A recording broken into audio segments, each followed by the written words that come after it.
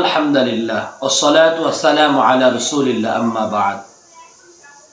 প্রিয় দেশবাসী, একে একে রমজান আমাদের কাছ থেকে বিদায় নিচ্ছে। সামনে আমাদের গুরুত্বপূর্ণ কয়েকটি ইবাদত, এর মধ্যে একটি হচ্ছে শবে কদর, আরেকটি হলো ইতিকাফ। শুক্রবার ইফতারের পূর্ব মুহূর্তে যারা আমরা ইতিকাফ করব, ইফতারের পূর্ব মুহূর্তে, সূর্য ডোবার পূর্ব মুহূর্তে আমরা মসজিদে অবস্থান করব। এই জন্য ইতিকাফ শব্দের অর্থ হচ্ছে অবস্থান করা, স্থির থাকা। শরীয়তের পরিভাষায় পুরুষ এমন মসজিদে ইতিকাফ করবে যেই মসজিদে নির্ধারিত ইমাম আছে এবং যেই মসজিদে জামাতের সাথে 5 ওয়াক্ত নামাজ হয়, ওই মসজিদে পুরুষগণ ইতিকাফ করবে।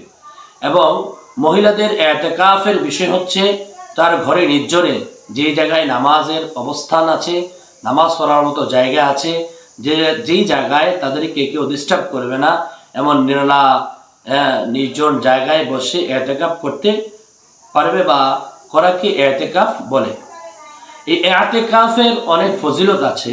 তার মধ্যে একটা ফজিলত হলো রাসূল করিম সাল্লাল্লাহু আলাইহি ওয়াসাল্লাম বলেন, মান ইতাকাফা 10রান ফি রমাদানা কানা কাহাজ্জাতাইনি ওয়া উমরাতাইন।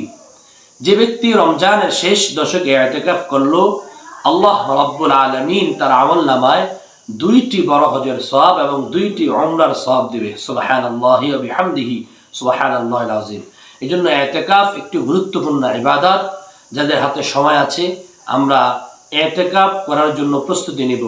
এবং ইতিকাফ হলো এটা ফরজি কিফায়া।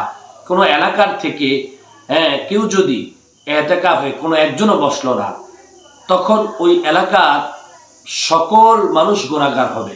আর এক এলাকা থেকে একজন ইতিকাফে বসলেই ফরজে কিফায়া আদায় হয়ে যাবে। তখন প্রত্যেকটা মানুষের পক্ষ থেকেই ইতিকাফ আদায় হয়ে যাবে, প্রত্যেকটা মানুষ গুনাহ থেকে বেঁচে যাবে।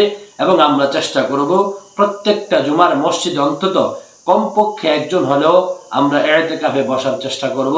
আল্লাহ সুবহানাহু ওয়া তাআলা আমাদের শেষ দশকে শবে কদর এবং ইতিকাফ নসিব করুক। আমিন। ওয়া মা তাওফীক ইল্লা বিল্লাহ। আসসালামু আলাইকুম ওয়া রাহমাতুল্লাহি ওয়া বারাকাতুহু।